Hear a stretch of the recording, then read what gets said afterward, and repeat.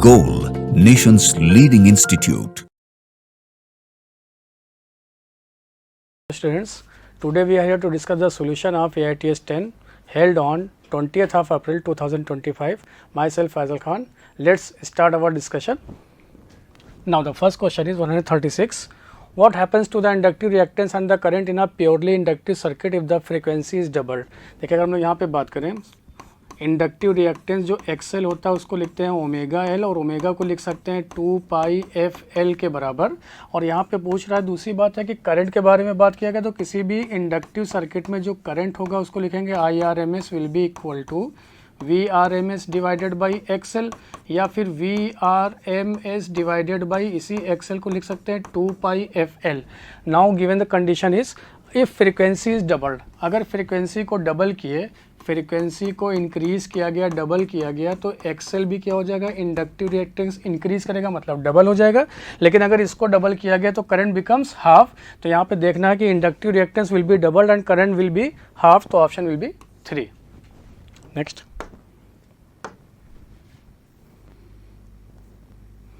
137 question number.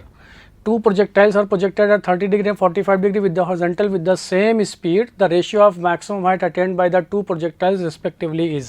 देखिए अगर मैं यहाँ पे बात करें तो मैक्सिमम हाइट का जो फार्मूला होता है during projectile motion H max will be equal to U square sine square theta divided by 2g। Speed दोनों प्रोजेक्टाइल का सेम है जबकि यहाँ पे प्रोजेक्शन एंगल एक 30 डिग्री दूसरा 45 डिग्री है। तो यहाँ पे अगर आप रेशियो लिखें एच मैक्स यानी h1 divided by h2 will be equal to, चूँकि प्रोपोर्शनल हो जाएगा, यही मैक्सिमम हाइट प्रोपोर्शनल होगा sine square theta where theta is the projection angle.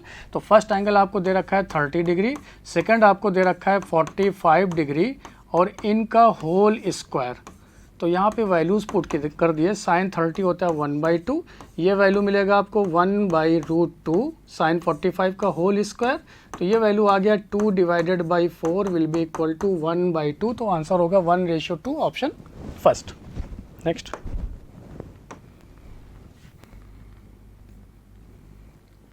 Question number 138। Consider a force F equal to minus X square I cap plus Y square J cap. तो force यहाँ पे variable है जो portion के ऊपर dependent है। The work done by this force is moving a particle from point A to B. ध्यान दीजिएगा पॉइंट ए टू बी की बात हो रही है, यानी ए से बी की तरफ जाएंगे। तो इस ए का कोऑर्डिनेट लिखें तो ये मिलेगा आपको 2,0, जबकि बी का कोऑर्डिनेट की बात करें तो ये होगा 0,3 because B lie on the Y axis along the Y axis. Line segment all quantities are in S I. देखिए जब भी कभी यहाँ पे फोर्स वेरिएबल होता है तो वेरिएबल फोर्स के लिए वर्क डन की बात करें तो लिखेंगे एफ डॉट डी आर, चूँकि force being a vector quantity, और डी आर यहाँ पे लिखेंगे पोजीशन वेक्टर। अगर यहाँ पे पोजीशन वेक्टर की बात करें तो किसी भी गिवन प्लेन में आर लिख सकते हैं X I cap plus Y of J cap.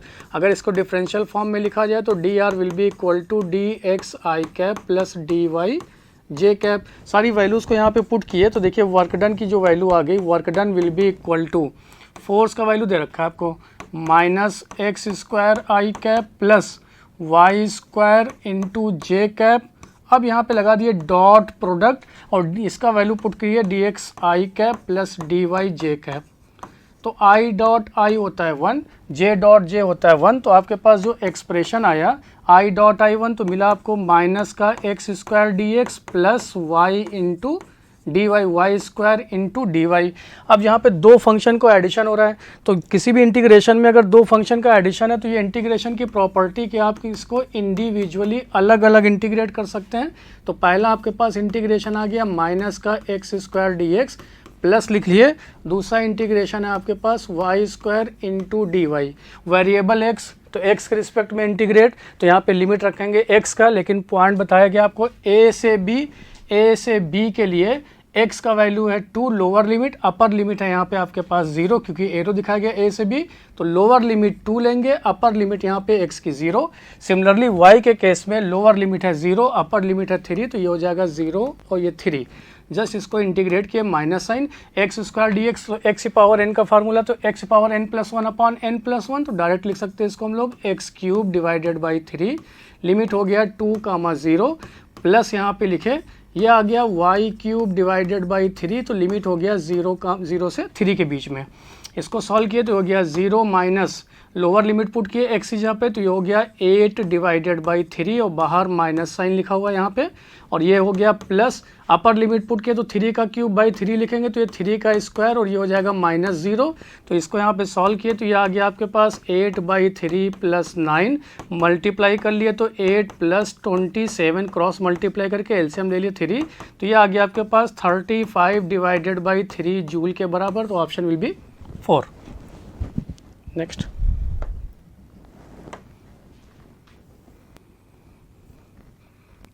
(139) question number. A coil is placed in a magnetic field such that the plane of coil is perpendicular to the direction of magnetic field. पहले इस point को समझ लेते हैं। अगर मान लेते हैं मैग्नेटिक फील्ड इस तरफ डायरेक्टेड है, यूनिफॉर्म मैग्नेटिक फील्ड जिसका मैग्नीट्यूड और डायरेक्शन यहाँ पे डिफाइन किया गया, एक कॉइल ले रहे हैं जिसका प्लेन, इसका ये प्लेन, सपोज अगर मान लेते हैं ये आपके पास एक कॉइल है इस डायरेक्शन में मैग्नेटिक फील्ड, तो कॉइल को ऐसे रखा गया जिसका प्लेन जो है ये जस्ट परपेंडिकुलर है किसके, मैग्नेटिक फील्ड के। अगर यहाँ पे परपेंडिकुलर तो इसका जो एरिया वेक्टर होगा वो इसी तरफ डायरेक्टेड होगा। अगर आप देखेंगे एरिया वेक्टर को, अगर आप इस तरफ से देख, चूंकि एरिया वेक्टर का direction always normal to the surface होता है, जिस डायरेक्शन से आप देख रहे हैं उसकी तरफ ये अलॉन्ग ये डायरेक्टेड होगा, तो फ्लक्स लिखते हैं ड्यू टू दिस कॉइल। जब यूनिफॉर्म मैग्नेटिक फील्ड में प्लेस किया जाएगा तो इसको लिखते हैं हम लोग B.A तो लिख सकते हैं इसको B/A ऑफ कॉस थीटा। अगर ये फ्लक्स आया तो यहाँ पे देखिए ऑप्शन दे रखा है, क्या दे रखा है, magnetic flux through a coil can be change in magnitude. तो यानी फ्लक्स को अगर मैग्नीट्यूड वाइज चेंज कर सकते हैं तो यहाँ पे चेंज करने का फैक्टर या तो मैग्नेटिक फील्ड चेंज हो, या तो फिर कॉइल का एरिया चेंज हो, या फिर इन दोनों के बीच में बनने वाला जो एंगल है वो चेंज हो। अगर ये तीनों फैक्टर चेंज होंगे तो यहाँ पे फ्लक्स भी क्या होगा, चेंज होगा। तो फर्स्ट दे रखा है by changing the magnitude of magnetic field within the coil, ये भी करेक्ट है। By changing the area of the within the coil, ये भी करेक्ट है। By changing the angle between the direction of magnetic field and the plane of the coil, ये भी correct है। A B C correct. लेकिन यहाँ पे D देखो दे रहा है by reversing the magnetic field direction abruptly without changing its magnitude, यानी यहाँ बोलना ये चाह रहा है कि मैग्नीट्यूड यहाँ पे ना बदलें लेकिन डायरेक्शन को चेंज कर दें। देखिए डायरेक्शन पहले जो इधर लिए थे पॉजिटिव एक्स एक्सिस के लॉन्ग मैग्नेटिक फील्ड का, अब उसके डायरेक्शन को चेंज कर दिए, कॉइल को ऐसे ही प्लेस किए। अगर डायरेक्शन चेंज करेंगे तो यहाँ पे एरिया वेक्टर क्या हो जाएगा, इसके लॉन्ग आ जाएगा। यहाँ पे एरिया वेक्टर इस लॉन्ग के आने की वजह से तब भी यहाँ पे फ्लक्स में क्या होगा, कोई भी चेंजिंग नहीं दिखेगा। तो यहाँ पे लिख रहा है by reversing the magnetic field, तो ये ऑप्शन यहाँ पे हो जाएगा इनकरेक्ट। तो जहाँ पे A B C होगा वो ऑप्शन, तो ऑप्शन विल बी 4। नेक्स्ट,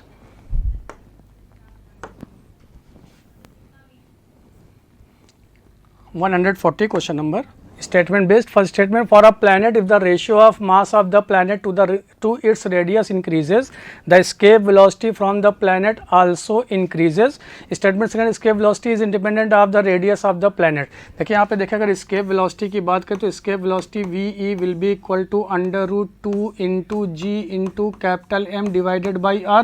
ध्यान दीजिएगा जो escape velocity सैटेलाइट यानी कि किसी भी प्लैनेट के अराउंड में सैटेलाइट रिवॉल्व करता हुआ उसके मास से इंडिपेंडेंट होता है, लेकिन प्लैनेट के मास के ऊपर ही डिपेंड करता है। जैसा यहाँ पे ऑप्शन दिया गया कि अगर मास बाय रेडियस, मास और उसके रेडियस के रेशियो को इंक्रीज किया जाए तो यहाँ पे escape velocity भी क्या होगा, ये भी इंक्रीज करेगा क्योंकि इसको प्रोपोर्शनल में दिख रहा है अंडर रूट में। तो statement first is correct. Second statement तो बोल रहा कि escape velocity is independent of radius of planet, ये तो रॉन्ग हो गया क्योंकि ये डिपेंड करता है, इन्वर्सली प्रोपोर्शनल होता है, because escape velocity inversely proportional होता है प्लैनेट के रेडियस के। तो ये स्टेटमेंट सेकंड रॉन्ग हो गया। तो first is correct but statement second is incorrect, तो option will be 3। Next,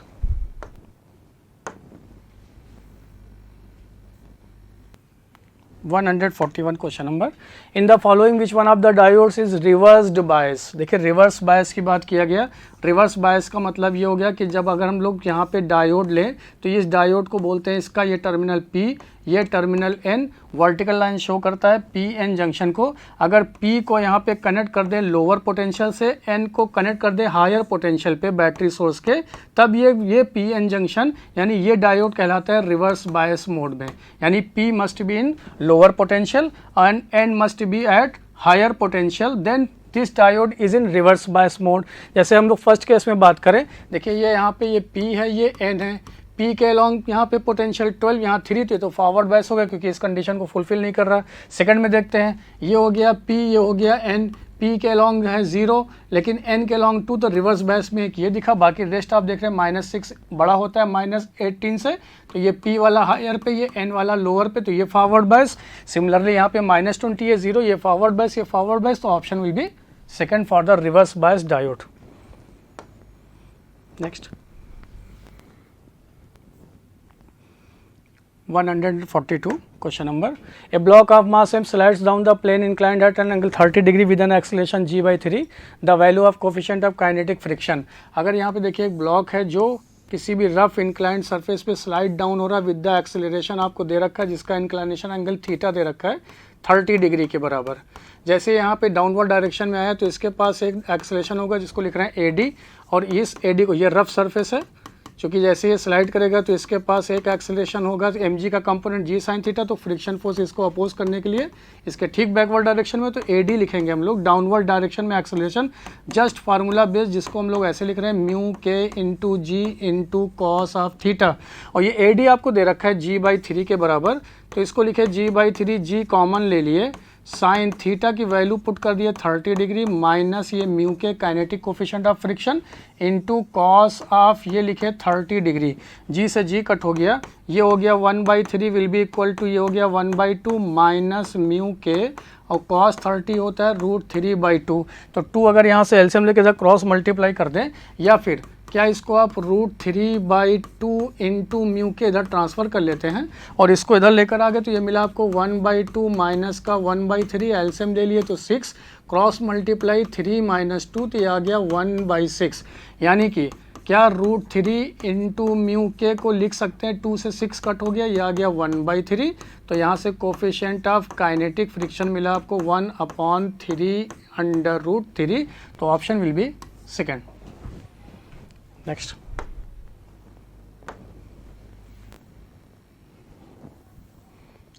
143 question number. The radius of an electron's third stationary orbit in Bohr's atom is capital R. The radius of fourth orbit will be, अगर हम लोग radius की बात करें तो small r n will be equal to 0.529 n square divided by Z, ये होता है एंगस्ट्रॉम में, यानी कि यहाँ पे बात करें तो जो रेडियस होता है ये प्रोपोर्शनल मिलेगा n स्क्वायर के नंबर ऑफ ऑर्बिट के, और यहाँ पे अगर हम लोग बात करें तो ये लिख सकते हैं r1 divided by r2 will be equal to n1 divided by n2 का होल स्क्वायर। बोला गया कि फर्स्ट केस में रेडियस r है तो सेकंड केस में क्या होगा r2, और यहाँ पे n का वैल्यू है 3, पूछा गया फोर्थ ऑर्बिट के लिए, यहाँ पे स्क्वायर कर दिए तो ये हो गया 9 डिवाइडेड बाई 16, तो r2 will be equal to cross multiply, तो ये आ गया 16r डिवाइडेड बाई 9, तो ऑप्शन दिखा आपको 16r डिवाइडेड बाई 9, चूँकि r2 पूछा गया तो क्रॉस मल्टीप्लाई, तो option will B first. Next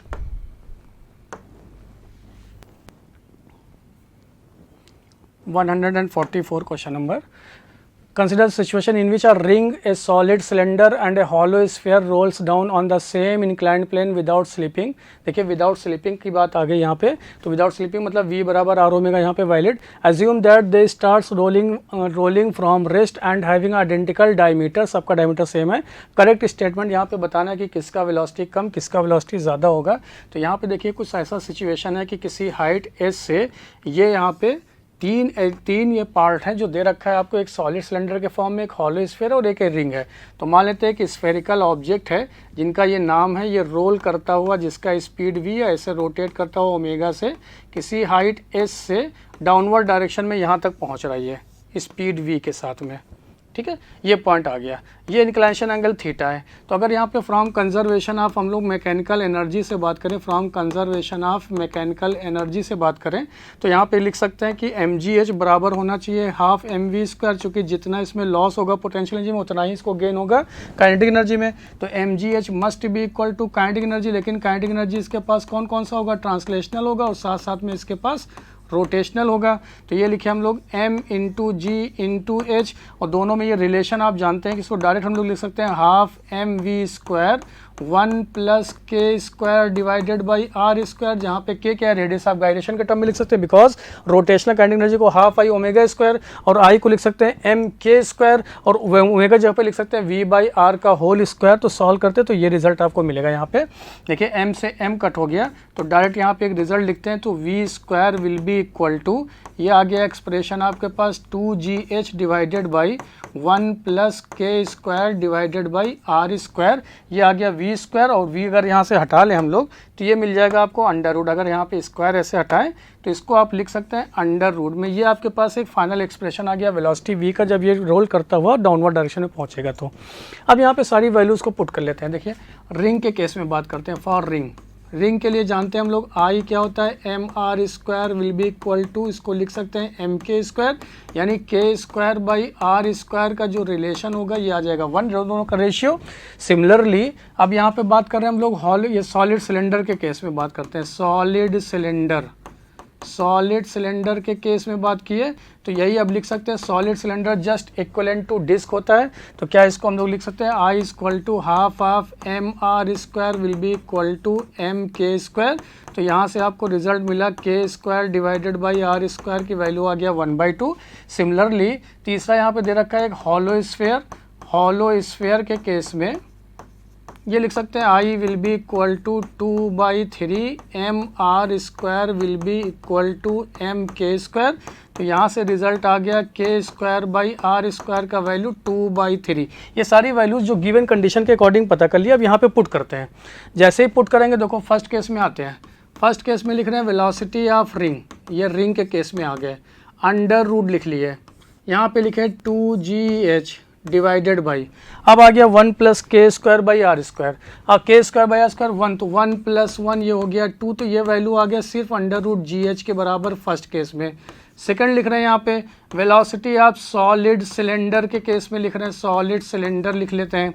solid cylinder case में कितना, ये 1/2 यहाँ पुट किया 1/2, 1/2 प्लस 1 तो ये हो गया 3/2। 3/2 जब हो जाएगा तो ये 2 ऊपर जाके तो डायरेक्ट लिख सकते हैं इसको under root 4 into GH divided by 3 के बराबर आ गया। 4/3 मिलेगा आपको अप्रॉक्स में ये 1.33 के आप बराबर, तो ये वैल्यू आ जाएगा अप्रॉक्स में 1.33 GH के बराबर अंडर रूट में। फिर आगे बढ़े, तीसरा आपके पास हॉलो स्फीयर, तो हॉलो के लिए बात की है। हॉलो के लिए जैसे ही पुट करेंगे हॉलो स्फीयर के लिए के स्क्वायर बाई आर स्क्वायर कितना है 2/3, 1 प्लस 2/3 तो आ गया 5/3, ऊपर मल्टीप्लाई हो गया तो ये आ जाएगा आपके पास under root 6GH divided by 5। ये कितना आ जाएगा आपके पास 6 है तो 1.4 के अप्रॉक्स आ जाएगा 1.2 के बराबर, सॉरी 1.2 बिकॉज ये आ जाएगा 1.2 इंटू GH। अब आप देखिए यहाँ पे फर्स्ट दे रखा है रूट GH, सेकंड में 1.33 टाइम्स रूट GH है, थर्ड में दे रखा है 1.2 टाइम्स ऑफ GH है। तो सबसे लीस्ट हम लोगों को किस में मिला, रिंग के लिए। तो यहाँ पे देखते हैं the sphere has the greatest and the ring has the least velocity of the centre of mass of the bottom of the incline. तो स्फीयर के पास हाईएस्ट नहीं है, सॉलिड सिलेंडर के पास हाईएस्ट है। तो देख लें the cylinder has the greatest and ring has the least value of the centre of the mass at the bottom of the incline. तो ऑप्शन दिखा हम लोगों को 3। नेक्स्ट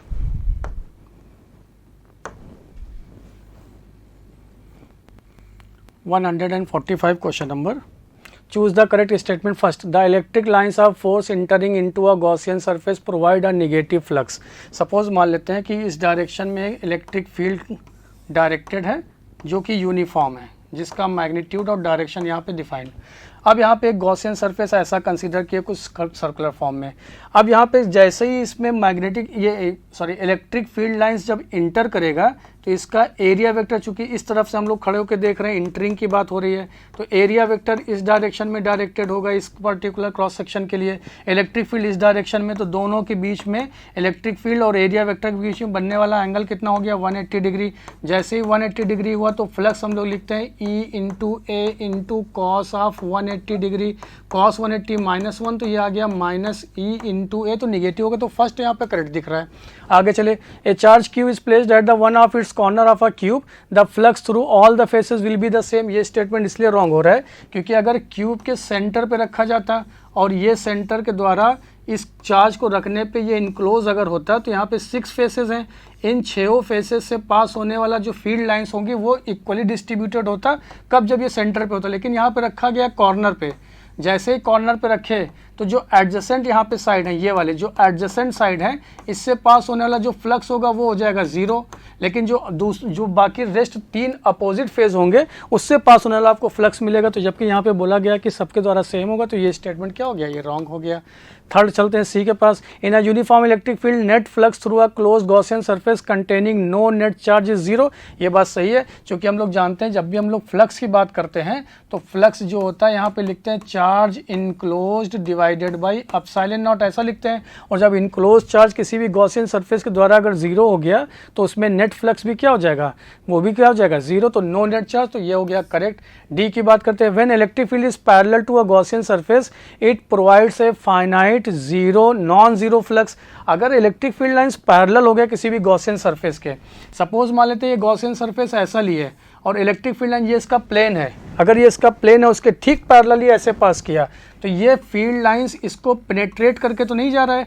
अगर पेनेट्रेट करके नहीं गया तो दूसरे कॉन्सेप्ट से भी आप समझ सकते हैं कि ये इलेक्ट्रिक फील्ड इस डायरेक्शन में, तो इसका एरिया वेक्टर जो होगा वो इस डायरेक्शन में होगा। इन दोनों के बीच में बनने वाला जो एंगल होगा वो क्या हो जाएगा 90 डिग्री। तो 90 डिग्री होने की वजह से फ्लक्स क्या मिलेगा आपको 0, और जबकि यहाँ पे दे दिया गया नॉन ज़ीरो, तो ये भी क्या हो गया गलत। तो जहाँ पे ए और सी होगा वो करेक्ट ऑप्शन होगा, तो option will be 4। Next 146 given below are 2 statements, one is assertion and reason based question है। फर्स्ट दे रखा है 2 metallic spheres are charged to the same potential, one of them is hollow and another is solid and both have the same radii, solid sphere will have lower charge than the hollow one, ये check कर लेना। लेकिन यहाँ पे एक शब्द आ गया metallic. जैसे ही मेटालिक स्फीयर की बात हुई तो उस मेटालिक स्फीयर में जो पोटेंशियल होता है वो क्या होता है KQ/R के बराबर, यानी इनसाइड पोटेंशियल और सरफेस पे पोटेंशियल क्या होता है सेम। और अगर ये मेटालिक है तो मेटालिक कंडक्टर में चाहे वो सॉलिड फॉर्म में या हॉलो फॉर्म में डायरेक्ट आप लिख सकते हैं KQ/R के बराबर होता है, यानी पोटेंशियल रिमेन सेम। जैसे ही पोटेंशियल सेम होता है, यहाँ बोला गया रेडियस यहाँ पे दोनों का कैसा है सेम, अगर रेडियस सेम हो गया तो चार्ज भी यहाँ पे क्या हो जाएगा सेम। वैसे भी आप जानते हैं, आप एक फॉर्मूला से और देख सकते हैं, क्योंकि आप जानते हैं Q बराबर C/V होता है, और किसी भी मेटालिक यानी कि किसी भी स्फेरिकल सरफेस के लिए जो कैपेसिटेंस होता है उसका वैल्यू हम लोग जानते हैं C=4πε0 × R, यानी कैपेसिटेंस प्रोपोर्शनल टू R हो गया।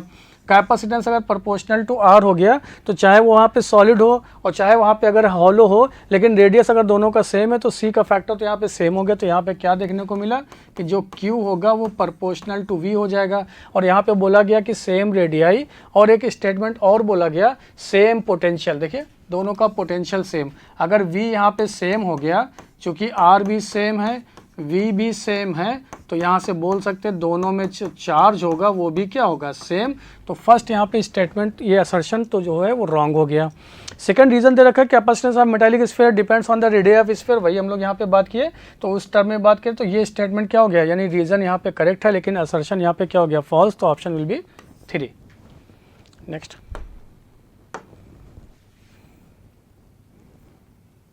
147 question number.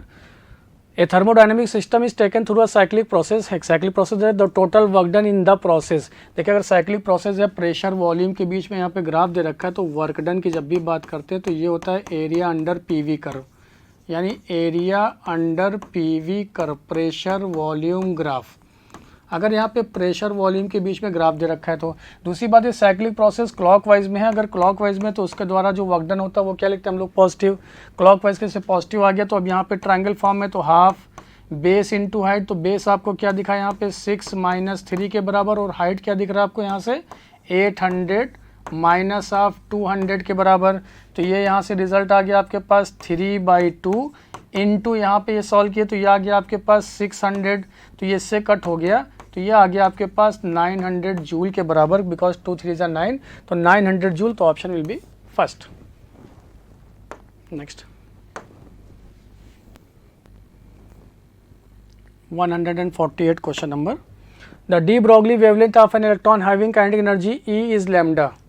If the kinetic energy of electron becomes E/9 then de Broglie wavelength, just एक फार्मूला बेस अगेन ये क्वेश्चन, क्योंकि हम लोग जानते हैं डी ब्रॉगली वेवलेंथ को लैम्डा = H/P जिसको लिख सकते हैं h अपान √2m के बराबर, जहाँ पे K kinetic energy, h Planck constant, m mass है यहाँ पे। तो देखिए यहाँ पे फर्स्ट एक्सप्रेशन में बोल रहा है कि λ1 यहाँ पे लैम्डा दे रखा है √2m और ये काइनेटिक एनर्जी कैपिटल E के बराबर। सेकंड केस में पूछ रहा कि क्या होगा अगर यही काइनेटिक एनर्जी को बदल कर लिख दिया जाए अब E/9 के बराबर, जैसा क्वेश्चन में बोल रहा है। E/9 तो 9 ऊपर यहाँ पे आ गया, रूट से बाहर हो गया 3 आ गया, तो ये आपको दिखा 3 times of h divided by √2 into m into capital E। ये पहले आपको दे रखा है लैम्डा, तो ये वैल्यू आ गया 3 लैम्डा के बराबर। तो ऑप्शन दिखा आपको 4। Next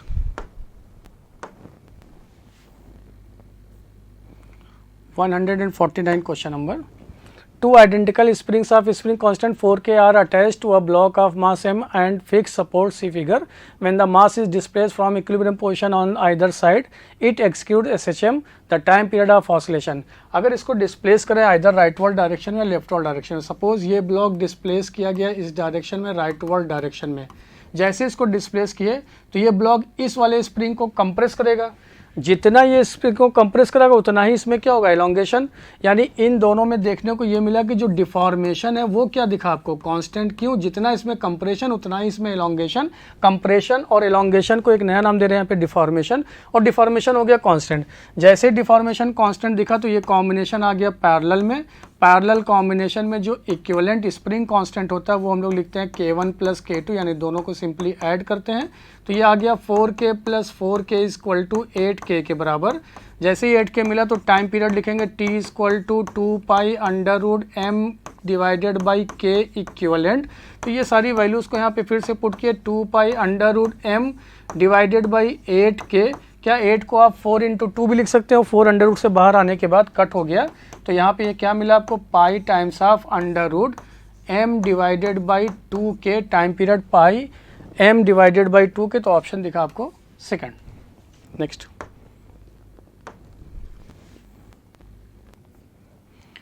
150 question number. A 25 ohm resistance is connected across 220 volt 60 Hz AC supply.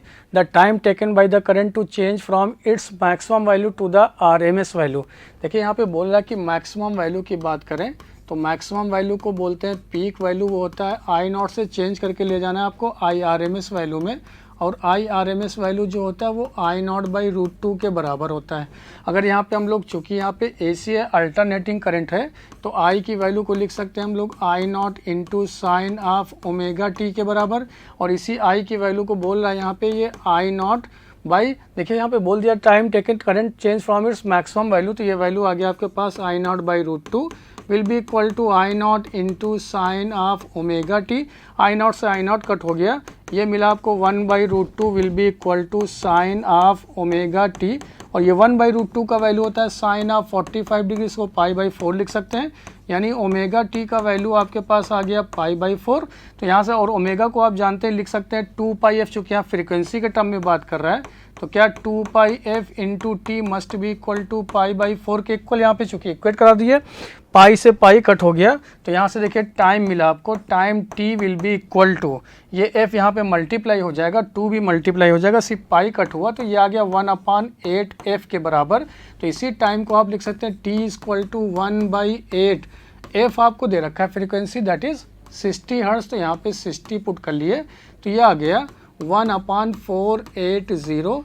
इसको सॉल्व किए तो ये वैल्यू आपके पास आ गया, t का value will be equal to 2 point, चूँकि अगर यहाँ पे देखिए अगर आप ऊपर 100 मान ले रहे हैं तो ये 4 2 तो ये 2.08 मीटर पर सेकंड के बराबर आ जाएगा, तो 2.08 मिली सेकेंड के बराबर।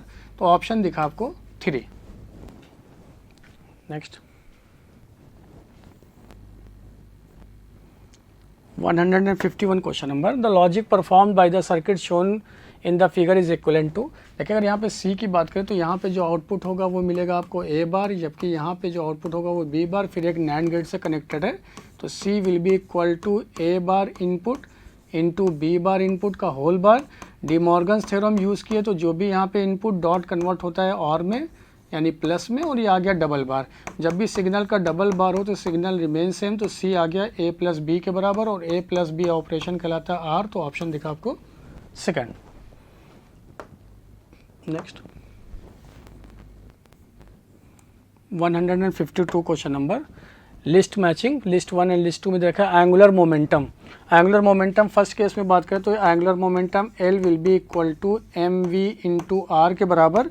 जस्ट यहाँ पे तुरंत इसका डायमेंशन पुट किया, ये वेलोसिटी दे रखा है तो LT माइनस 1 के बराबर, और r यहाँ पे लेंथ हो गया तो ये आ गया आपके पास ml स्क्वायर t माइनस 1। ये एंगुलर मोमेंटम का जिसका सिंबॉलिक रिप्रेजेंटेशन कैपिटल L। तो M L square T minus 1 तो ए का होना चाहिए, M L square T minus 1 तो ए का थर्ड होना चाहिए, तो एक ही दिखा आपको। जस्ट यहीं से आपने चेक कर लिया और आपने टिक कर दिया ऑप्शन 1। सेकंड भी देख लेते हैं, torque.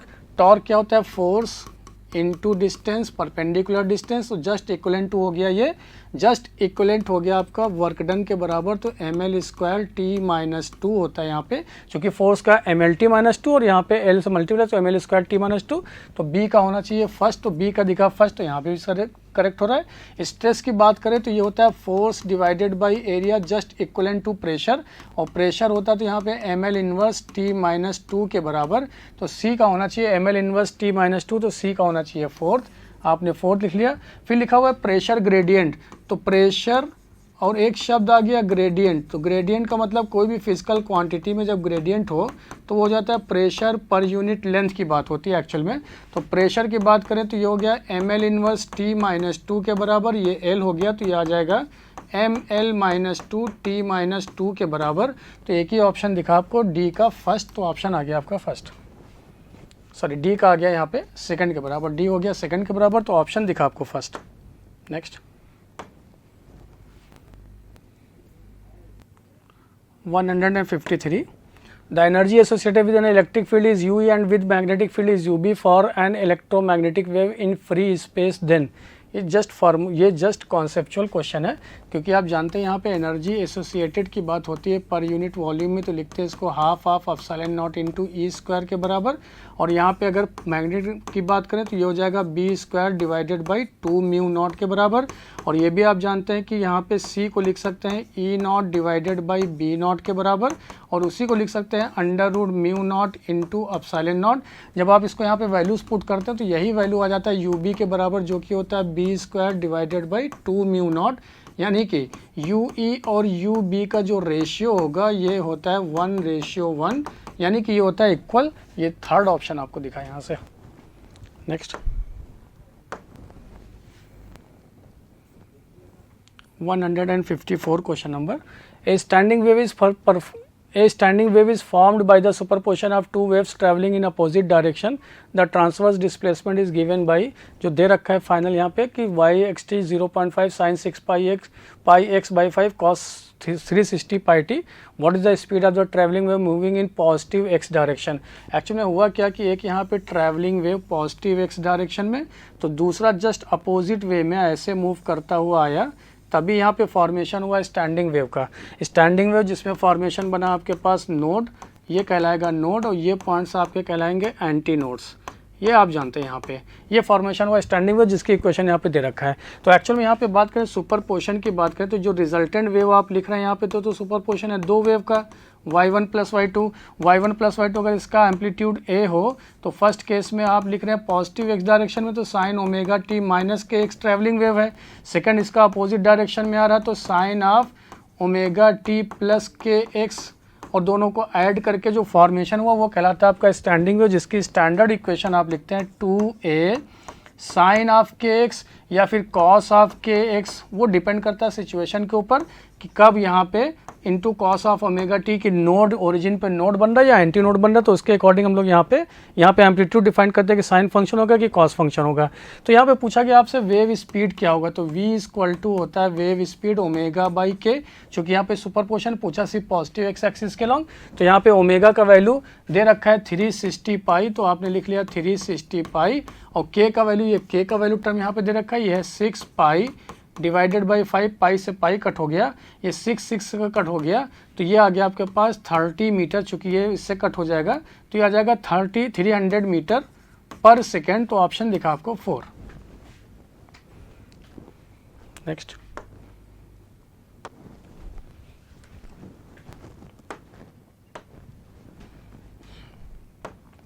1 Now next question number 55. A uniform wire of length L and radius R has a resistance of 25 ohm. It is recast into a wire of radius R by 3. The resistance of new wire will be. देखिए recast किया गया, इसका मतलब क्या हो गया कि इसमें आइदर स्ट्रेचिंग का केस आया तभी इसके रेडियस को, या कंप्रेसिव का केस आया तभी इसके रेडियस को R से घटाकर R by 3 कर दिया गया।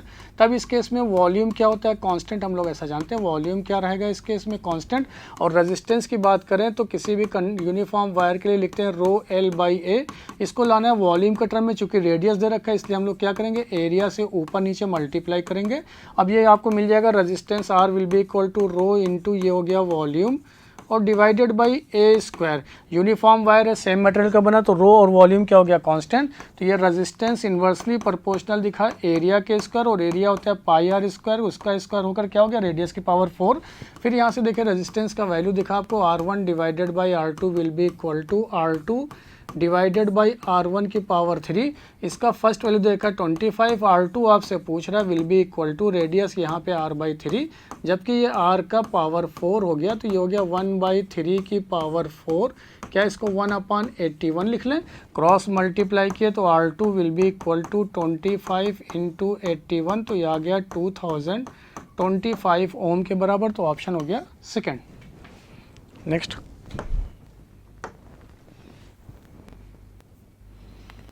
156 question number. Two bodies of mass 2 kg and 1 kg have position vectors 2i cap plus j cap minus 4k cap and this respectively. The magnitude of position vector of a center of mass of this system will be similar to the magnitude of vector. देखिए just ये भी again formula based question है, क्योंकि हम लोग जानते हैं centre of मास का जो फार्मूला पोजिशन वेक्टर का लिखेंगे उसको m1 r1 plus of m2 r2 divided by m1 plus m2। सारी वैल्यूज़ को यहाँ पे पुट कर देते हैं। फर्स्ट केस में मास दे रखा है 2 kg, तो 2 लिखे। R1 पोजिशन वेक्टर दे रखा है 2i कैप, तो 2i cap plus j cap minus का 4k कैप प्लस m2 दे रखा है आपको 1 kg, तो 1 लिखे। R2 दे रखा है position vector 5i cap, 5i cap plus का 4j कैप एंड माइनस का k कैप डिवाइडेड बाई दोनों के मास का सम m1 प्लस m2, तो 2 प्लस 1 ये 3 हो गया। मल्टीप्लाई किए इसको तो ये आ गया आपके पास 4i cap plus 2j cap minus 8k cap plus ये हो गया 5i cap plus 4j cap minus का k cap divided by 3। Just यहाँ पे सॉल्व किए, देखिए 5 और ये i कैप 4i कैप ये हो गया 9i cap.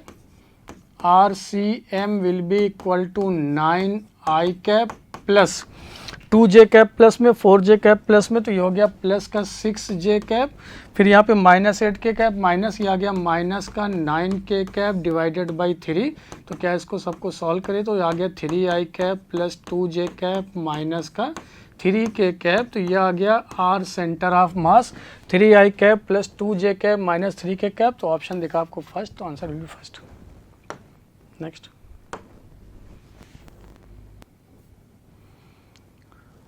157. A long solenoid carrying a current produces a magnetic field B along its axis. तो पहले अगर हम लोग लॉन्ग सोलेनॉइड के लिए बात करें तो magnetic field about it axis will be equal to B equal to mu not N I, जहाँ पे एन क्या number of turns per unit length, I current, mu not absolute permeability of free space. If the current is halved and the number of turns per centimetre is doubled then new value of magnetic field. तो B dash पूछ रहा है, mu not तो constant है लेकिन number of turns per centimetre इसको double कर दिया गया जो भी था पहले इनिशियल में, और करंट जो इनिशियल में था उसकी वैल्यू को हाफ कर दिया गया। 2 से 2 कट हो गया, तो अगेन ये आपके पास आ गया म्यू नॉट एन आई, जो कि पहले से मौजूद क्या था आपके पास बी, तो न्यू जो बी डैश होगा वो रिमेन सेम। तो आ गया ऑप्शन 3। नेक्स्ट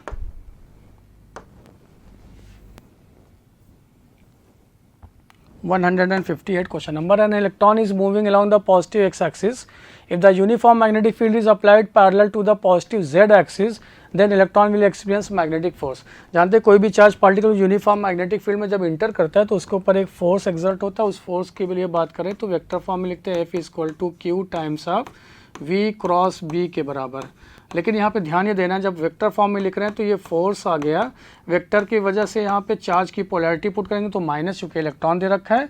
और यहाँ पे मान लेते हैं वेलोसिटी ऑफ इलेक्ट्रॉन का मैग्नीट्यूड है वी नॉट, जिसको प्रोजेक्ट कर रहे हैं अलोंग पॉजिटिव एक्स एक्सिस, तो वी नॉट आई कैप, यहाँ क्रॉस लिखे। मैग्नेटिक फील्ड का मान लेते हैं मैग्नीट्यूड बी नॉट है, लेकिन उसका डायरेक्शन है पॉजिटिव जेड एक्सिस के अलोंग, तो ये के कैप लिखे। अब यहाँ पे देख लेते हैं डायरेक्शन के लिए, यहाँ पे क्लॉकवाइज डायरेक्शन में आई कैप, ये जे कैप और ये के कैप बनाए। आपके पास है आई क्रॉस के की, ये तो माइनस जे आया और बाहर माइनस साइन लगा हुआ है पहले से, तो ये फोर्स आपके पास आ गया E into V naught into B naught, लेकिन यहाँ पे आ गया ये जे कैप के अलॉन्ग पॉजिटिव में। तो फर्स्ट यहाँ पे the electron will experience a magnetic force along positive Y axis, तो ये यहाँ पे करेक्ट हो गया, चूंकि जे कैप आया, फोर्स आया। The electron will experience magnetic force along negative, तो ये रॉन्ग हो गया। सी की बात करें इलेक्ट्रॉन विल नॉट एक्सपीरियंस, तो ये तो गलत हो रहा है। डी की बात करें electron will continue to move along positive, नहीं, वो तो यहाँ पे रोटेट कर जाएगा, चूंकि इसका डायरेक्शन देखिए बदल गया, जा रहा था पॉजिटिव एक्सिस में, फोर्स लगा जे के अलॉन्ग, तो क्या होगा, अगर यहाँ पे मान लेते हैं ये मैग्नेटिक फील्ड है, ये मैग्नेटिक फील्ड है जो कि डायरेक्टेड है outward to the plane, outward to the plane में डायरेक्टेड एक इलेक्ट्रॉन जिसका पास मास m और चार्ज इसके पास माइनस ही स्पीड v से इंटर किया, तो इंटर करने पे इसके ऊपर फोर्स जो लगेगा वो जे एक्सिस यानी इसके अलॉन्ग, जिसकी वजह से क्या होगा, ये सर्कुलर पाथ में रोटेट करना शुरू कर देगा, तो ई भी हो गया करेक्ट। तो जहाँ ए और ई होगा वो ऑप्शन, तो ऑप्शन दिखा आपको 4। Next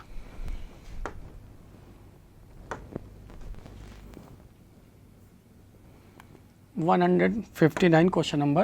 An object of mass m1 collides perfectly elastically with another object of mass m2 which is at rest. After the collision the object moves with equal speeds in opposite direction. The ratio of masses क्या होगा, m1 and m2। देखिए first case में कुछ ऐसा बोल रहा है कि अगर ये मास m1 है, स्पीड u से आके टकराया एक दूसरे मास से जिसका मास m2, लेकिन ये कैसा था, रेस्ट पे था 0 इलास्टिकली, तो e का वैल्यू 1 हो गया।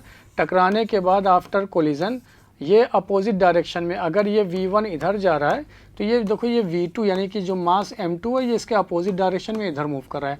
यानी अगर हम लोग ये बात कर रहे हैं जस्ट बिफोर कोलिजन था, ये हम लोग लिख रहे हैं जस्ट आफ्टर कोलिजन, यानी जस्ट आफ्टर कोलिजन में v1 जो है वो माइनस टाइम्स ऑफ v2 के बराबर है, ये जो v2 है वो माइनस टाइम्स ऑफ v1 के बराबर है। लेकिन जस्ट आफ्टर कोलिजन की बात करें तो v1 और v2 को from COLM conservation of linear momentum and coefficient of restitution यानी NLR Newton's law of restitution की हेल्प से जब सॉल्व करते तो ये रिजल्ट आता है जो हम लोग जानते हैं minus EM2 divided by M1 plus M2 into U1 plus 1 plus E times of, जहाँ पे E कोफिशिएंट ऑफ रेस्टिट्यूशन है, M2 U2 divided by M1 plus M2 and V2 की बात करें तो जस्ट यहाँ पे लिखेंगे इसको M2 minus of EM1 divided by M1 plus M2 into U2 plus 1 plus E times of M1 U1 divided by M1 plus M2। ये formula याद करने का एकदम बेसिक तरीका, एकदम इजी वे कि दोनों में ही V1 V2 में जो आफ्टर कोलिजन दोनों मास का वेलोसिटी है, बेस में M1 प्लस M2 सेम है। अगर V1 लिख रहे हैं तो यहाँ पे M1 माइनस M2 तो U1 लिख रहे हैं, V2 लिख रहे हैं तो M2 माइनस, पहले M2 आ जाएगा, M2 माइनस EM1, बाकी बेस सेम। यहाँ पे 1 प्लस E M2 U2 तो यहाँ पे 1 प्लस E M1 U1 हो जाएगा। फिलहाल अगर U2 यहाँ पे 0 तो ये टर्म हो गया 0, तो V1 की बात करें तो V1 को लिख सकते हैं will be equal to E का वैल्यू 1, तो M1 minus M2 divided by M1 plus M2 into U के बराबर। एंड V2 की बात करें तो V2 को आप लिख सकते हैं यहाँ पे 1 प्लस E का वैल्यू है यहाँ पे 1, तो ये हो जाएगा 2 times of M1 into U1 को U लिखे हम लोग divided by M1 plus M2 के बराबर। ये गिवन सिचुएशन है क्योंकि दोनों अपोजिट डायरेक्शन में मूव कर रहा है, तो क्या यहाँ से आप लिख सकते हैं सिंस V1 जो है वो माइनस टाइम्स ऑफ V2 के बराबर है, इसकी वैल्यू को पुट कर लिए minus M1 by M2 divided by M1 plus M2 into U will be equal to minus times of 2M1 into U divided by M1 plus M2। ये पूरा term cut हो गया, U से U cut हो गया, तो बचा आपके पास M1 minus M2 minus 2M1 के बराबर, इसको इधर ले आए तो 3M1 इक्वल टू हो गया M2 के। तो पूछा आपसे M1 बाई M2 का रेशियो, M1 बाई M2 का रेशियो हो जाएगा 1:3 के बराबर, तो ऑप्शन आपको दिखा 3rd। नेक्स्ट,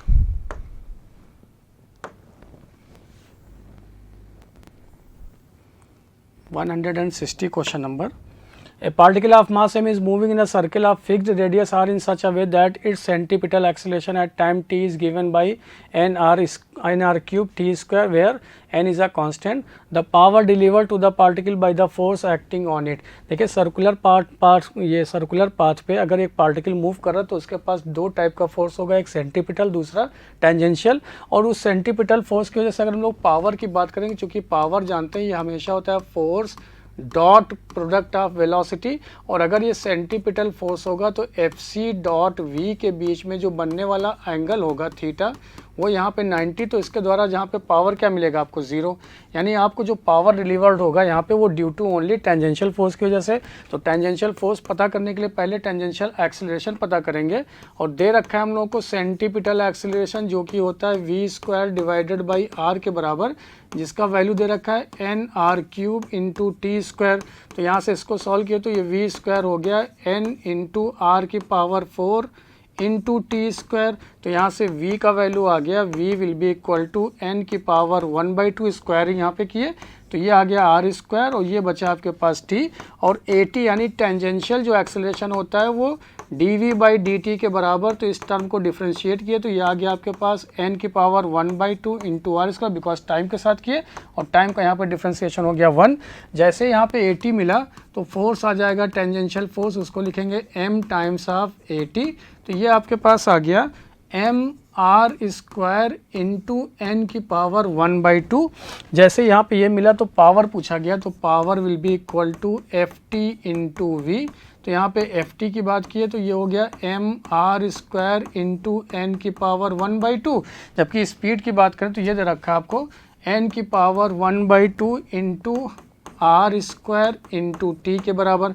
मल्टीप्लाई में पावर ऐड होता है तो R square into are square हो गया आर की पावर 4 1/2 मिलकर हो गया एन, और ये आपके पास बचा टी के बराबर. तो पावर का जो एक्सप्रेशन आया एम आर की पावर 4 एन इंटू टी, तो ऑप्शन दिखा आपको second. Next,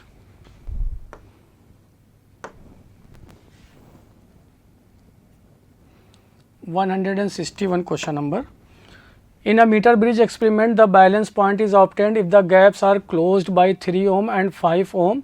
A shunt of X ohm is added to 5 ohm resistor to shift the balancing point by 25 centimeter. ध्यान दीजिएगा शिफ्ट बाई दे रखा है, to shift the balancing point by. ये by का बहुत ही इंपॉर्टेंट यहाँ पे कॉन्सेप्ट देखने को मिलेगा, क्योंकि यहाँ पे एक्सप्रेशन सॉल्व करने आपको कुछ ऐसा आपके पास दे रखा है. ये देखिए, ये फर्स्ट केस में कुछ ऐसा, ये मान लेते हैं यहाँ पे एक ये गैल्वेनोमीटर एक जॉकी की हेल्प से कनेक्टेड, जो कि यहाँ पे हम लोग बात कर रहे हैं मीटर ब्रिज के लिए, और एक यहाँ पे सेल बैटरी सेल यहाँ पे कनेक्ट कर दिए जिसका ईएमएफ है. फर्स्ट केस में मान लेते हैं इसका लेंथ L1 है, तो टोटल यहाँ पे लेंथ होता है 100 सेंटीमीटर की बात कर रहे हैं, तो ये हो गया 100 माइनस L1. फर्स्ट केस में दे रखा आपको 3 ओम, सेकेंड केस में आपको दे रखा 5 ओम. तो फर्स्ट केस में अगर हम लोग बात करें तो ये बेस्ड होता है व्हीटस्टोन ब्रिज के ऊपर, तो डायरेक्ट क्या हम लोग लिख सकते हैं यहाँ से व्हीटस्टोन ब्रिज के ऊपर बेस्ड है, तो 3/L1 will be equal to 5 divided by 100 minus L1.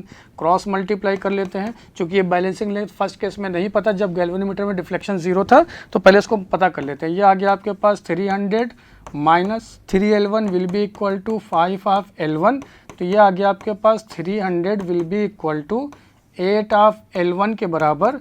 तो यहाँ से L1 का वैल्यू आ गया 150 डिवाइडेड बाई 4, जिसको आप लिख सकते हैं 75 डिवाइडेड बाई 2 सेंटीमीटर के बराबर आ गया फर्स्ट केस में. ये क्योंकि यहाँ पे 2 से डिवाइड कर दिए थे तो ये रिजल्ट आया. अब यहाँ पे बोल रहा है कि जैसे इसको शंट किया गया, देखिए सेकंड केस में ऐसा बोल रहा है कि 5 ओम को शंट कर दिए एक, और शंट का मतलब होता है पैरेलली कनेक्ट करना किसी और रेजिस्टेंस का, इसका वैल्यू है x ओम. किसको किए 5 ओम को, ये 3 ओम था, तब उस केस में जो बैलेंसिंग था वो शिफ्टेड बाई हो गया. देखिए यहाँ पे ध्यान दीजिएगा, ये एक्सप्रेशन यहाँ पे ध्यान देना आपको, ये ईएमएफ ऑफ द सेल से इसको कनेक्ट कर दिया ऐसा. अब यहाँ पे स्टेटमेंट देगा balancing point by 25, shift the balancing point by 25 centimetre. मतलब पहले L1 था, अब यहाँ पे बाई का मतलब ऐड हो गया कितना 25, तो L1 प्लस 25 हो गया, तो ये क्या मिलेगा आपको पास 100 minus times of L1 plus of 25। Again ये यहाँ पे बेस्ड होता है व्हीटस्टोन ब्रिज के ऊपर। फिर आपने यहाँ पे अप्लाई किया, क्या लिखा आपने, 3 divided by L1 plus 25 will be equal to, दोनों पैरेलल में है तो पैरेलल में तो 5x divided by 5 plus x R1 R2 divided by R1 plus R2, और यहाँ पे आपने लिखा 100 माइनस L1 माइनस 25। तो इसको आपने सॉल्व किया तो ये आ गया 3, L1 की वैल्यू यहाँ से पुट कर दिए, 75 divided by 2 plus of 25 will be equal to, ये आ गया 5x divided by 5 plus x divided by, ये हो गया 75 माइनस ऑफ 75 बाई 2, 75 बाई 2 यहाँ 75 बाई 2, तो ये बचा आपके पास 75 बाई 2। तो क्या डायरेक्ट आप इसको लिख सकते हैं बाई 2, तो ये 2 ऊपर आके मल्टीप्लाई हो जाएगा, तो ये हो जाएगा 10x divided by 75 into 5 plus x के बराबर। आपने इसको जब सॉल्व करके लिखा, यहाँ पे सॉल्व किए तो ये मल्टीप्लाई हो गया तो ये होगा 50, और ये हो जाएगा 2 मल्टीप्लाई हो गया तो 6 डिवाइडेड बाई, ये हो गया 50 प्लस, तो ये मिला आपको 125 will be equal to 10x divided by 75 into 5 plus x के बराबर। फिर देखिए इसको कट कर सकते हैं 25 से, यहाँ 3 आ जाएगा, यहाँ पे 5 आ गया, यहाँ 3 और यहाँ पे 5, ये हो गया 3 टाइम्स, ये हो गया 5 टाइम्स, क्रॉस मल्टीप्लाई कर लिए तो यहाँ पे आपको दिखाइए ये आ गया 18 will be equal to 50x divided by 5 plus x, cross multiply कर लिए भाई, क्रॉस मल्टीप्लाई किए तो ये हो गया 90 plus 18x will be equal to 50x के बराबर आ गया। फिर इसको और सॉल्व किए तो ये आ गया आपके पास 90 will be equal to 32x के बराबर। क्या ये 3 से कट हो जाएगा? अगर 3 से ये कट हुआ तो इसको सॉल्व करना है 45 बाई n स्क्वायर। तो क्या करें हम लोग, 45 लाना है तो 2 से यहाँ पे इसको डिवाइड कर देते हैं, तो x का वैल्यू आ गया आपके पास 45 डिवाइडेड बाई 16। कंपेयर किए 45 डिवाइडेड बाई n स्क्वायर से, तो यहाँ पे कंपेयर करने के बाद n का वैल्यू आ गया आपके पास 4 के बराबर, तो ऑप्शन दिखा आपको 4। नेक्स्ट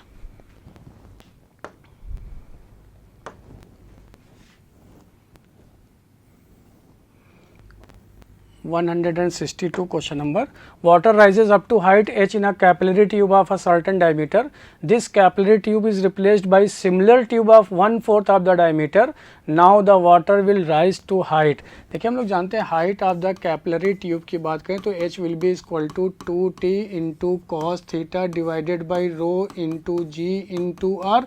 यहाँ पे t क्या है, सरफेस टेंशन, थीटा यहाँ पे एंगल, रो क्या है, density, g acceleration due to gravity and r is the radius of the capillary tube. यहाँ पे देखो बोला गया वाटर यानी कि डेंसिटी सेम है, यहाँ पे सरफेस टेंशन चूंकि यहाँ पे लिक्विड को नहीं चेंज किया गया तो सरफेस टेंशन भी सेम हो गया।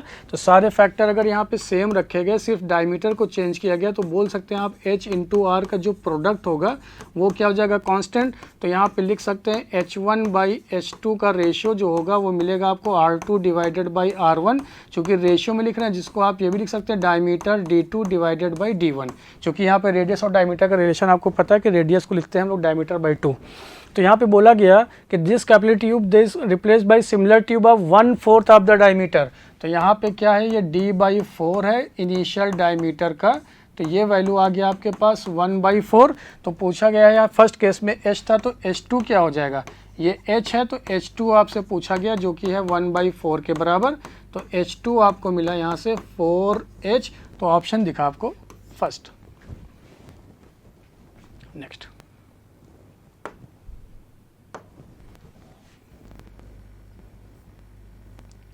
163 question number, in single slit diffraction pattern central fringes do not exist. ये तो रॉन्ग हो गया, क्योंकि सिंगल स्लिट डिफ्रैक्शन पैटर्न में हम लोग देखते हैं इंटेंसिटी और थीटा के बीच का जब ग्राफ ड्रॉ करते हैं तो यहाँ पे इंटेंसिटी देखते हैं कि यहाँ पे मैक्सिमम होता है सेंट्रल पे, फिर इसके बाद इंटेंसिटी डिक्रीजिंग ऑर्डर में आपको मिलता हुआ मिलेगा, जबकि यहाँ पे ये डिक्रीजिंग ऑर्डर में ऐसा मिलेगा। तो यहाँ पे फर्स्ट बात करें तो ये आ जाएगा लैम्डा बाई डी के बाद के मिनिमा, फिर ये होगा माइनस लैम्डा बाई डी। तो इसके बीच की बात करें तो यही कहलाता है फ्रिंज विड्थ, ये जो मिलेगा आपको 2 times of lambda by D के बराबर। तो फर्स्ट स्टेटमेंट यहाँ पे देखो बोला गया central fringe do not exist, तो ये तो क्या हो गया, ये यहाँ पे ये स्टेटमेंट तो करेक्ट नहीं है। आगे चले, centre fringe has negligible width, जबकि यहाँ पे है आपके पास all fringes are the same width, नहीं यहाँ पे देख रहे हैं आप, ये डिक्रीजिंग मिलता हुआ मिलेगा आपको। None of the above will be answer, तो option will be 4। Next 164 again theoretical based question, in which radiation atomic number and mass number are not affected.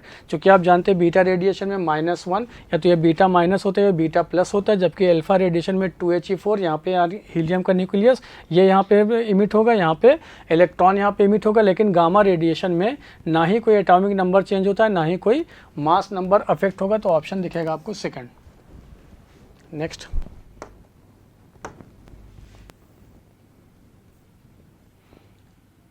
165 question number, moment of inertia of a disk about an axis which is tangent and perpendicular to its plane is I।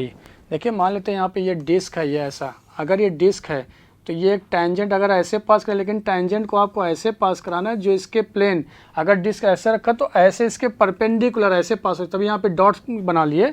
तो यहाँ पे centre of मास इससे पास होने वाला ठीक parallel axis theorem लगाएंगे। अगर इसको ए बोल दे रहे हैं, इन दोनों के बीच का सेपरेशन यहाँ पे इसके रेडियस के बराबर, तो फ्रॉम पैरेलल एक्सिस थ्योरम, तो from parallel axis theorem, parallel axis theorem, देखिए फिर से एक बार लिख ले रहे हैं यहाँ पे, parallel axis theorem, moment of inertia about A must be equal to centre of mass plus m into d square, perpendicular distance between the given axis and centre of mass के अबाउट जो axis pass हो रहा है parallel axis के लिए। तो अगर यहाँ पे आई ए, जिसको नाम ए दिए, देखिए ऐसे पास हो रहा है, तो इसका मतलब एक्सिस सेंटर ऑफ मास से भी इसके प्लेन के perpendicular passing from the centre, ये होता है half of M R square, ऐसा आप जानते हैं, प्लस यहाँ पे m इंटू आर स्क्वायर, चूँकि डिस्टेंस दोनों between this axis is r के बराबर, तो ये आपको दिखा 3/2 ऑफ एम आर स्क्वायर के बराबर, और ये क्वेश्चन में गिवन है i के बराबर। तो क्या यहाँ से आप m इंटू आर स्क्वायर को लिख सकते हैं 2/3 ऑफ i के बराबर, इक्वेशन 1 लिख लिए। रेस्ट यहाँ पे बोल रहा है, then moment of inertia of a disc about an tangent which is lie in its plane will be, यानी कि इस बार देखिए ऐसे पूछ रहा है कि आपसे ये टेंजेंशियल पास तो हो रहा है लेकिन इसके प्लेन के अलोंग है ये, तो अब इसके अबाउट पूछ रहा है आपसे भी। तो इस बार आप एक्सिस पैरेलल एक्सिस थ्योरम लगाने के लिए सेंटर ऑफ मास से पास कराएंगे, जो कि इसके डायमेट्रिकली पास होता हुआ एक्सिस होगा इस बार। तो moment of inertia about B लिखेंगे, तो फिर again I centre of mass plus of M D square, diametrically pass हुआ तो मोमेंट ऑफ इनर्शिया हाफ के बजाय 1/4 एम आर स्क्वायर, और प्लस ये लिखेंगे एम आर स्क्वायर, तो ये आ जाएगा आपके पास 5/4 ऑफ एम आर स्क्वायर।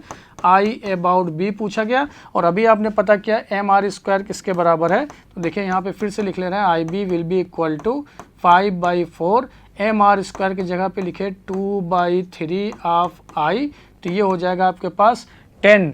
यहाँ पे देखिए ये 2 से ये इससे कट हो गया, तो ये आ गया आपके पास 5/6 ऑफ आई के बराबर, बिकॉज ये इससे कट हो जाएगा। तो ऑप्शन दिखा आपको 5i/6, तो ऑप्शन आया आपके पास 3, ये आई बी के लॉन्ग। नेक्स्ट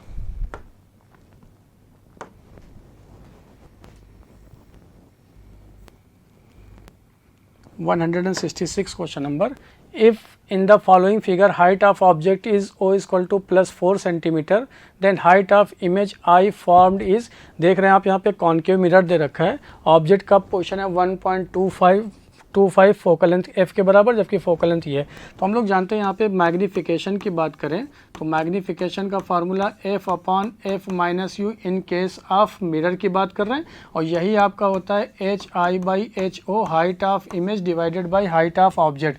कॉन्केव मिरर है तो इसका फोकल लेंथ क्या होता है, नेगेटिव। जब भी ये फार्मूला यूज़ करेंगे तो विद साइन यूज़ करेंगे हम लोग। यहाँ पे ये वैल्यू पुट किए तो ये आ गया माइनस का f डिवाइडेड बाई माइनस का f माइनस, और ऑब्जेक्ट का डिस्टेंस दे रखा है पोल से जस्ट लेफ्ट साइड में है, क्योंकि ऑब्जेक्ट इधर, तो this is the direction of incident light, और उसके अपोजिट डायरेक्शन में हम लोग मेजर कर रहे हैं ऑब्जेक्ट को, वो भी आपका क्या हो जाएगा नेगेटिव में। तो माइनस का 125 ऑफ f के बराबर will be equal to hi/ho, ऐसा लिख लिए।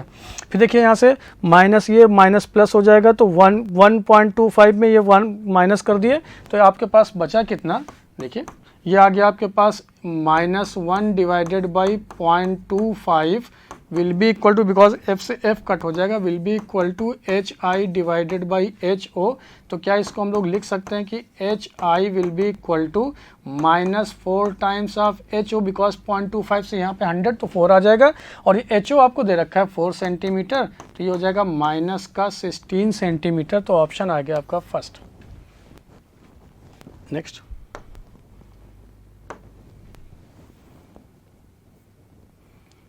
Question number, the average velocity of the molecules in a gas in equilibrium. देखिए अगर एवरेज वेलोसिटी की यहाँ पे बात करें तो गैस के मॉलिक्यूल्स चूँकि इसके पास रैंडम मोशन भी होता है, अगर रैंडम मोशन है तो इसका मतलब है कि वो स्पेस में किसी भी डायरेक्शन में मूव कर सकता है। और वेलोसिटी की बात किया being a vector quantity, suppose मान लेते हैं कि एक मॉलिक्यूल्स अगर इस डायरेक्शन में जाए तो हो सकता है दूसरा मॉलिक्यूल इस डायरेक्शन में जाए, जब ऐड करेंगे तब उस केस में जो एवरेज वेलोसिटी लिखा करेंगे वो तो होगा 0। लेकिन पर्टिकुलर किसी एक डायरेक्शन में अगर गैस के मॉलिक्यूल्स को मोशन में देखा जाए तब उस केस में हम लोग एवरेज वेलोसिटी लिखते हैं गैस के मॉलिक्यूल्स का, जिसका जस्ट एक formula that is 8 pi RT divided by capital M। 8 pi RT divided by 8 RT by pi M, sorry 8 RT by pi M होता है। फिर से लिख लेते हैं इसको।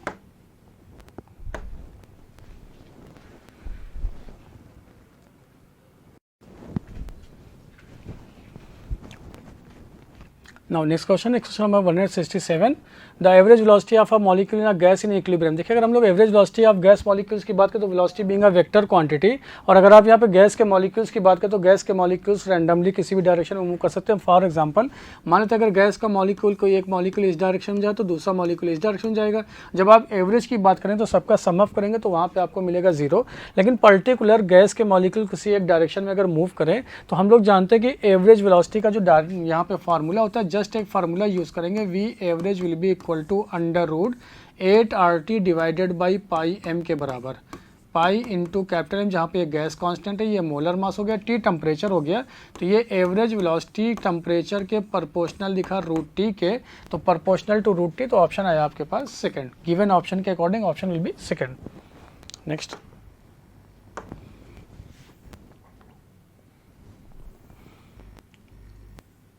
Question number, distance of 7th dark fringe from center is 5 mm. If d is equal to 1.5 meter, lambda is equal to 500 nanometer, then distance between the slits आपसे पूछा जा रहा है क्या होगा। देखिए हम लोग जानते हैं फॉर डार्क फ्रिंज के लिए जो सेपरेशन होता है y for dark will be equal to 2n-1 into lambda d divided by 2d के बराबर। पूछा गया यहाँ पे 7th के लिए, तो फॉर 7th की बात की है तो यहाँ पे 2 इंटू 7-1 पुट किए, lambda into capital D divided by 2D, जहाँ पे कैपिटल D क्या separation between slits and screen है, जो D क्या सेपरेशन बिटवीन द स्लिट्स है, और लैम्डा यहाँ पे क्या दे रखा है आपको वेवलेंथ। जस्ट यहाँ पे वैल्यूज यहाँ पे पुट किए। Y देखो दे रखा है 7th यहाँ पे दे रखा है 5 mm के बराबर, तो ये हो गया 5 इंटू 10⁻⁻3, ये हो गया 7 इंटू 2 हो गया 14, -1 के तो आ गया ये 13 इंटू वेवलेंथ दे रखा है आपको 500 नैनोमीटर, तो 10⁻⁻9 लिखे, और D यहाँ पे दे रखा है 1.5 डिवाइडेड बाई 2 इंटू डी, तो जस्ट यहाँ से सॉल्व किए तो D का वैल्यू आ गया यहाँ पे अप्रॉक्सीमेट 0.98 mm के बराबर, तो ऑप्शन दिखा आपको यहाँ पे 4। नेक्स्ट,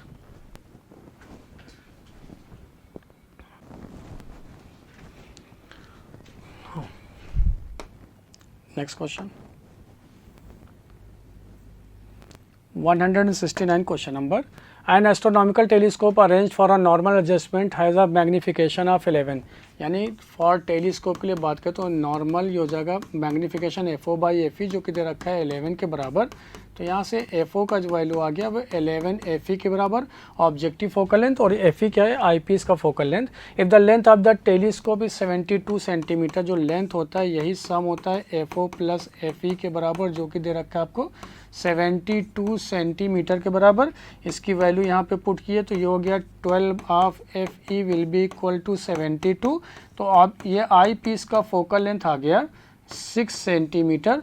यहाँ इसकी वैल्यू पुट कर दिए तो ये आ गया 66 सेंटीमीटर। पूछा है आपसे ऑब्जेक्टिव और आईपीस का फोकल लेंथ, तो ऑप्शन दिखा आपको 3। Next 170 question number, a body of length 1.6 metre having cross sectional area 0.8 metre square has heat flow through it at a rate of 18,000 joule per second, 18,000 joule per second. Then find the temperature difference if K equal to, यानी कि coefficient of thermal conductivity आपको दे रखा है। तो ये formula जानते हैं हम लोग, H rate of flow of heat that is Q by T will be equal to K into A into T1 minus T2 divided by L के बराबर। ये वैल्यू आपको दे रखा है 18,1800 इंटू के का वैल्यू आपको दे रखा है 400 इंटू एरिया आपको दे रखा है 0.8।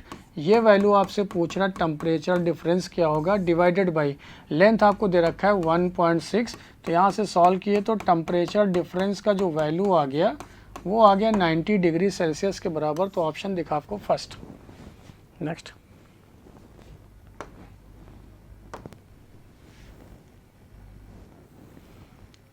171 question number, a bar magnet if placed in the position of stable equilibrium in a uniform magnetic field.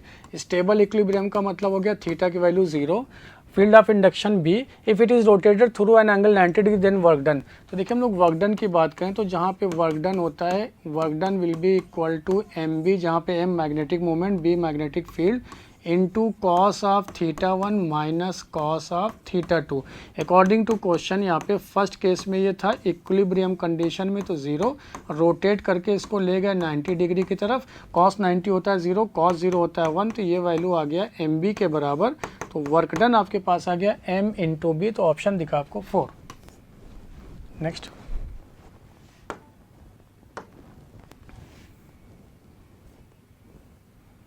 172 question number, in the case of sphere falling through a viscous medium it attains terminal velocity when.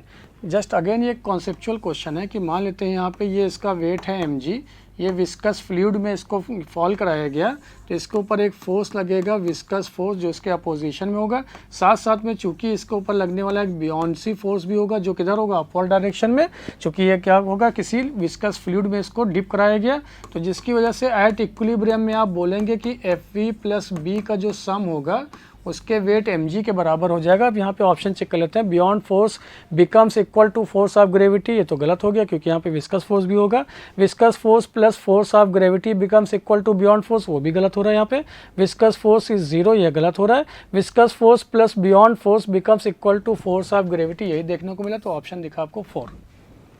Next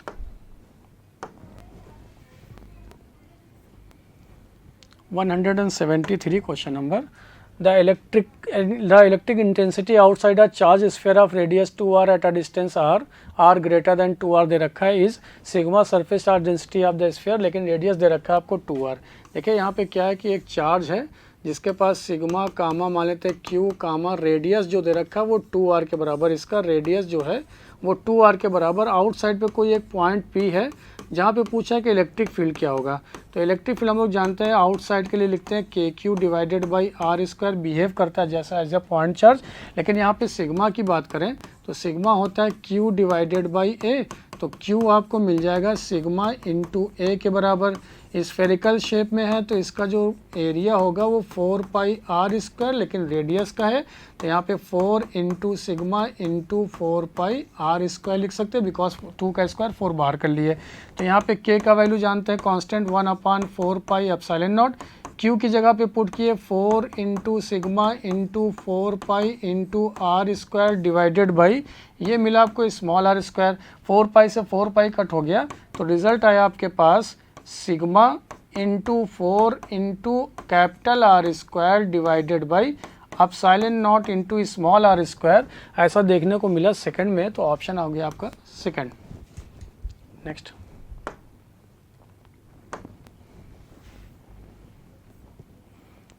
174 question number, a planet of radius r has a time period of revolution t, find the period of planet of radius 4r। देखिए हम लोग जानते हैं यहाँ पे from Kepler's law से T square proportional to R cube लिख सकते हैं, यानी कि T1 बाई T2 का जो स्क्वायर का रेशियो होगा will be equal to r1/r2 के क्यूब के बराबर। यहाँ पे रेडियस दे रखा है, फर्स्ट केस में देखिए रेडियस दे रखा है r, सेकंड केस में दे रखा है रेडियस 4r के बराबर, यहाँ पे 4r लिख लिए का क्यूब। तो ये हो गया, ये 4 यहाँ पे मिला आपको 4 का क्यूब आ गया ये यहाँ से, ठीक है। तो यहाँ से जैसे ही 4 का क्यूब मिला तो क्या इसको आप लिख सकते हैं 16 4 जा 1/64 लिख सकते हैं इसको। तो यहाँ से देखिए T1/T2 का जो रेशियो होगा अब ये आ जाएगा 1/64 की पावर 1/2। जैसे यहाँ पे 1/2 आ गया, बिकॉज 4 × 4 × 4 यहाँ पे क्यूब मिला, अब ये आ गया 1/2, तो ये आ गया आपके पास 64 है। तो ये क्या इसको 16 4 लिख सकते हैं। तो क्या इसको 4√2 भी लिख सकते हैं हम लोग, यानी कि 8√2 भी लिख सकते हैं। क्या इसको 8√2 के बराबर आ गया। तो ऑप्शन दिखा आपको 4।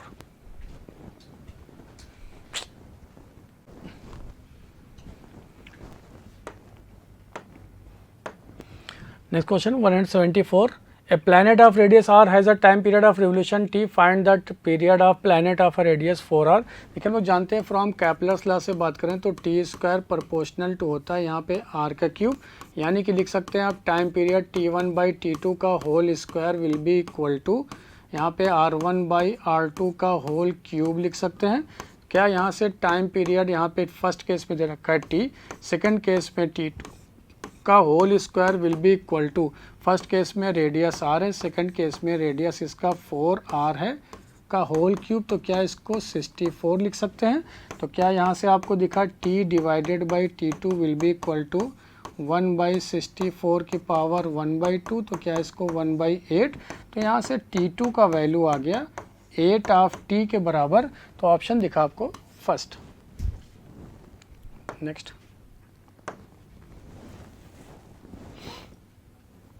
175 question number. The power dissipated in the circuit shown in the figure is 72 watt. The value of R is, देखिए यहाँ पे क्या दे रखा है कि वोल्टेज सोर्स है और यहाँ पे दो यहाँ पे रजिस्टर पैरेलल में है।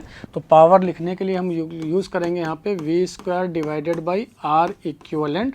तो यहाँ पे V का वैल्यू है दे रखा है 18 × 18 डिवाइडेड बाई R इक्विवेलेंट हो जाएगा पैरेलल में तो 6R डिवाइडेड बाई 6 + R, और इसी पावर की वैल्यू को दे रखा है यहाँ पे 72। तो ये 18 इससे कट हो जाएगा यहाँ पे। तो क्या दिखा आपको 18 × 6 + R divided by 6R will be equal to, ये इससे कट हो गया तो 4, ये इससे कट हो गया तो 3 आ गया। देखिए यहाँ से अगर 3 आ गया तो क्या इसको दोबारा आप लिख सकते हैं 3 × 6 + R इज इक्वल टू, ये देखिए यहाँ से ये हो जाएगा 4R के बराबर। क्रॉस मल्टीप्लाई कर लिए 4R के बराबर।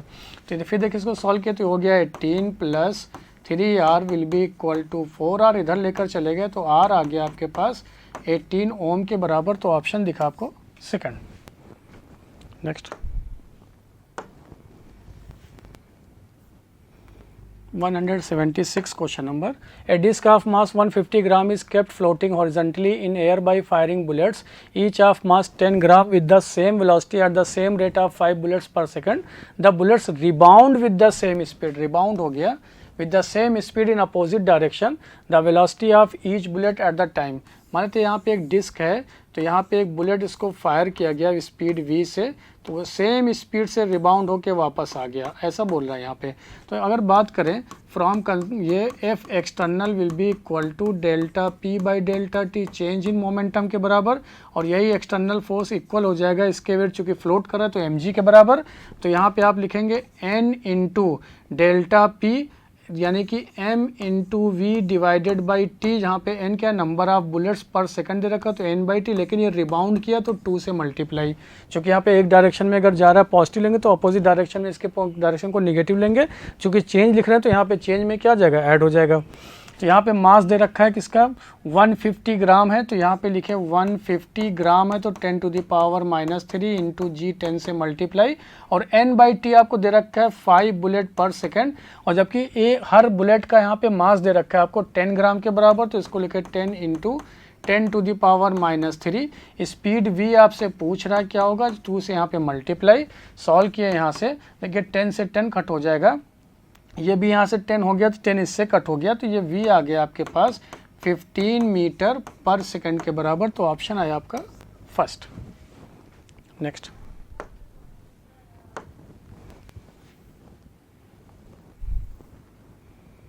177 question number. A coil having 600 turns of square shape, each of side 20 cm is placed normal to a magnetic field which is increasing at 0.5 Tesla per second. The induced EMF की बात कर रहा है, तो induced EMF की बात करें तो E will be equal to minus N times of D phi by D T. और आप जानते हैं यहाँ पे कि माइनस साइन डिफाइन करता है लेंस लॉ के अकॉर्डिंग, तो डायरेक्ट हम लोग यहाँ पे अगर मैग्नीट्यूड फॉर्म में बात करें तो ये लिखे आप लोग number of turns d phi by D t, तो फाई होता है फ्लक्स यानी बी इंटू ए, तो एरिया यहाँ पे बाहर लिखे तो d B by D t, because यहाँ पे मैग्नेटिक फील्ड टाइम के साथ चेंज कर रहा है। नंबर ऑफ टर्न्स आपको दे रखा है 600, एरिया यहाँ पे चूंकि स्क्वायर है, स्क्वायर का एरिया जो होता है वो साइड का स्क्वायर होता है, तो इसको लिखेंगे 20 into 10 to the power -4 centimetre था, मीटर में कन्वर्ट कर लिए। और d B by D t ये दे रखा है 0.5 यानी कि 1/2 के बराबर। इसको सॉल्व किए यहाँ से तो देखिए 20 इससे कट हो गया, ये 0 ये 2 0 इससे कट हो गया, ये 10 इससे कट हो जाएगा, तो ये आपके पास आ गया 12 वोल्ट के बराबर डायरेक्ट, तो ऑप्शन दिखा आपको 3। नेक्स्ट,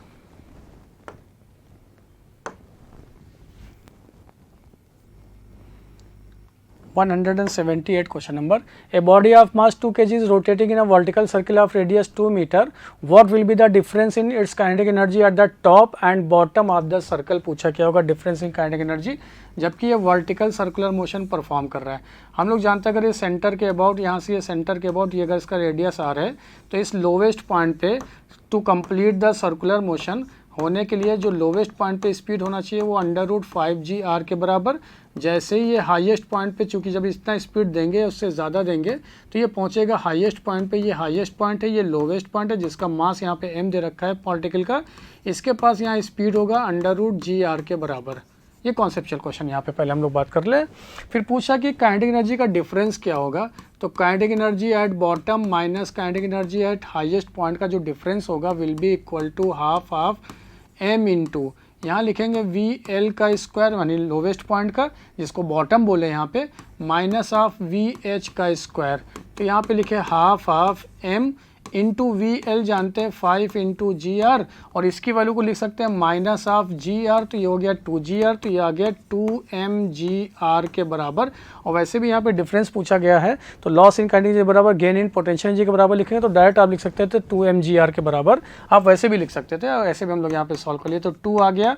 मास की वैल्यू यहाँ पे दे रखा है 2, जी का वैल्यू 10, और रेडियस जो है वो आपको दे रखा है यहाँ पे 2 मीटर के बराबर, तो ये आ गया आपके पास 2 2 4 2 8, तो ये आ गया आपके पास 80 जूल के बराबर, तो ऑप्शन दिखा आपको second.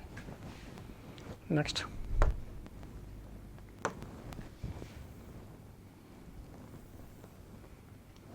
(179) question number. A transformer has 2000 turns in the primary coil and 500 turns in the secondary coil.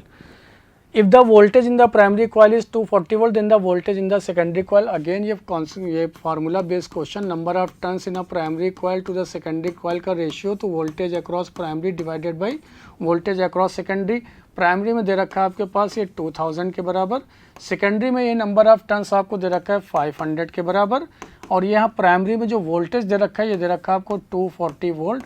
Voltage across the secondary पूछा है, ये सब इससे कट हो गया, ये इससे कट हो गया, तो Vs बराबर आ गया ये 12 इंटू 5 से यानी 60 वोल्ट के बराबर आपको मिल जाएगा। कैसे, देखिए ये 30 ये इससे ये कट हो गया, तो ये इससे कट हो गया, ये आ गया 12, ये 12 हो गया तो इससे मल्टीप्लाई हो गया, तो ये आ गया 60 वोल्ट के बराबर, तो ऑप्शन दिखा आपको फर्स्ट। नेक्स्ट,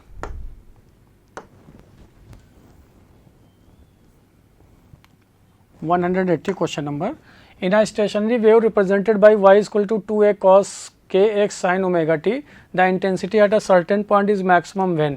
देखिए अगर यहाँ पे बात करें तो ये स्टैंडर्ड इक्वेशन दे रखा है स्टैंडिंग वेव का, तो जो रिजल्टेंट इक्वेशन दे रखा है that is 2a cos of kx into sine of omega T. तो इस टर्म की बात करें तो ये इस स्टैंडिंग वेव के एम्पलीट्यूड को रिप्रेजेंट करता है। अगर ये एम्पलीट्यूड को रिप्रेजेंट किया तो एम्पलीट्यूड और इंटेंसिटी, और एम्पलीट्यूड का रिलेशन जानते हैं हम लोग कि इंटेंसिटी जो होता है वो प्रोपोर्शनल टू एम्पलीट्यूड के स्क्वायर के प्रोपोर्शनल होता है। अगर एम्पलीट्यूड यहाँ पे इंक्रीज़ करेगा तो इंटेंसिटी भी क्या होगा, इंक्रीज़ करेगा। और एम्पलीट्यूड कब इंक्रीज़ करेगा, जब यहाँ पे इसका cos kx वाला फैक्टर ये क्या हो जाए, इंक्रीज़ करे, यानी ये मैक्सिमम हो। तो cos kx का फैक्टर मैक्सिमम होगा तो इंटेंसिटी भी क्या हो जाएगा, मैक्सिमम। तो ऑप्शन विल बी 4। नेक्स्ट।